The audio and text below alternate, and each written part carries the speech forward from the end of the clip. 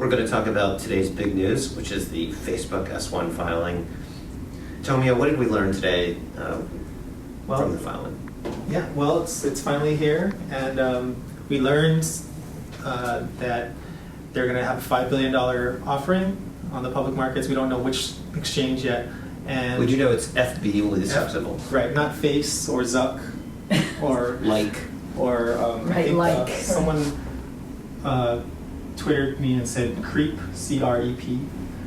That was a suggestion. No, that one didn't fly. That's a long shot. Yeah. So it's going to be FB. It's going to be a $5 billion offering, which is less than some people had speculated, although in the last few days it's come back to $5 billion. And one thing that struck me looking at the offering is how little there was in terms of top-line surprises. The financials were pretty much what had been telegraphed. Right. The underwriters were the people we had telegraphed. Morgan Stanley is the lead underwriter, JP Morgan, Goldman Sachs. Were there other things that you found surprising in the file? I guess the main thing for me was the connection with Zynga, and there was basically a line where Facebook said that their largest customer is Zynga, and 12% of their revenue actually comes from Zynga's directly from Zynga, either Zynga buying ads or games that Zynga games, and so that's pretty. That's a larger dependence on Zynga than I think most people would have guessed. Yeah. And it didn't exist the year before because it said that there was no 10%, no one above 10% last year. So that dependence increased. Right. No, none of their customers provided 10% of the revenue Until 2010. So, yeah. So that's growth in Zynga. The evidence is the growth in Zynga. Yeah. So, Carrie, what did we learn about who's getting rich here? Well, we didn't learn a lot because really what it came down to was they didn't say anybody who's selling, right? We don't know who's selling yet.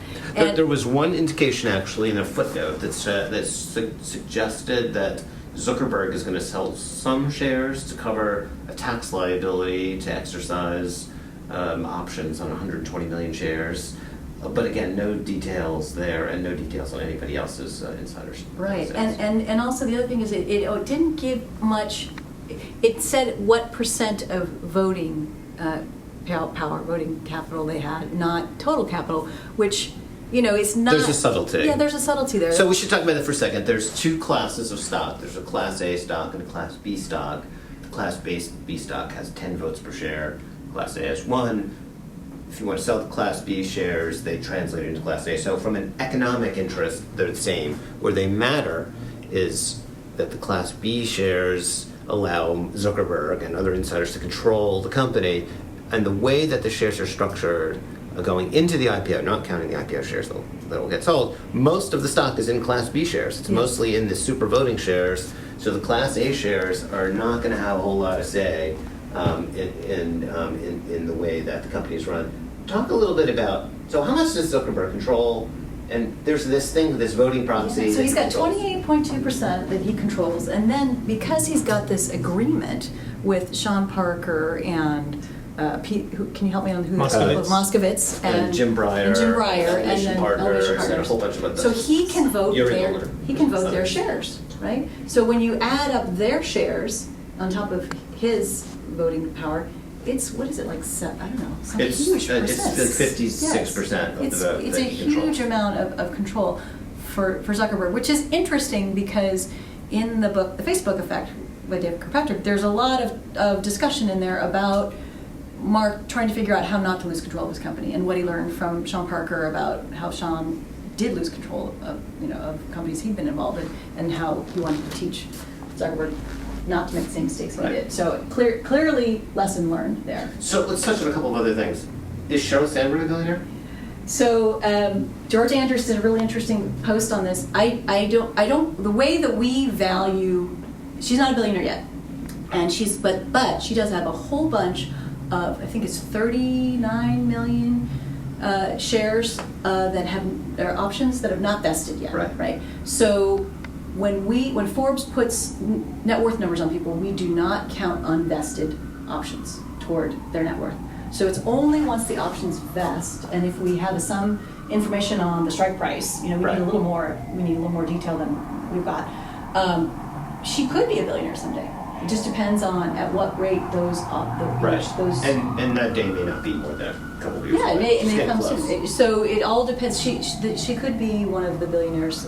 We've never really known. I mean, that's been a big question, right? How much does she own of the company? Right. Because she came in later than the co-founders and a lot of the early investors, and so we assume she didn't own that much. And but they're rewarding her. I mean, the other interesting thing was the pay, right? How much money she made. Yes, so there's detail on executive compensation in the filing. Zuckerberg actually made relatively less cash compensation than some of the other executives. I think including the stock options that Sheryl received in 2011, she made basically like $30 million last year. One other note along those lines is that there's a line that says Zuckerberg's base pay is currently $500,000 a year, but effective 2013, he'll take home $1 a year. So he's already done enough. Right out of the Steve Jobs playbook. Right out of the Steve Jobs playbook. Yeah, I only need $1. I can just sell shares next year to pay for whatever I need. Exactly. Whatever. Yeah. I mean, I don't know if they'll ever have a dividend from Facebook or not. Well, they say in the filing that don't expect to see a dividend, but forever's a long time. Apple's still not paying them. Maybe Right. they'll beat Apple. Yeah. Who knows? But in terms of other people, I mean, it was interesting who was listed as a principal and selling shareholder. Eduardo Saverin did not show up on that list, and he is one of our Facebook billionaires, co-founder. So I'm assuming that means he owns less than 5%. Peter Thiel did show up. Reed Hoffman did not show up. Wasn't expecting Reed to show up because he owns a small percent. He was an early investor. Mark Pincus also was an early investor. Right. They have very, very small stakes. Dustin Moskowitz. And Dustin Moskowitz was there.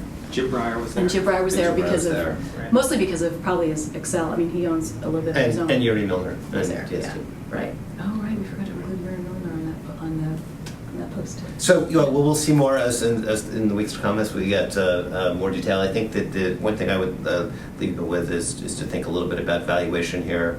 The numbers work very nicely. They made exactly $1 billion in profit in 2011.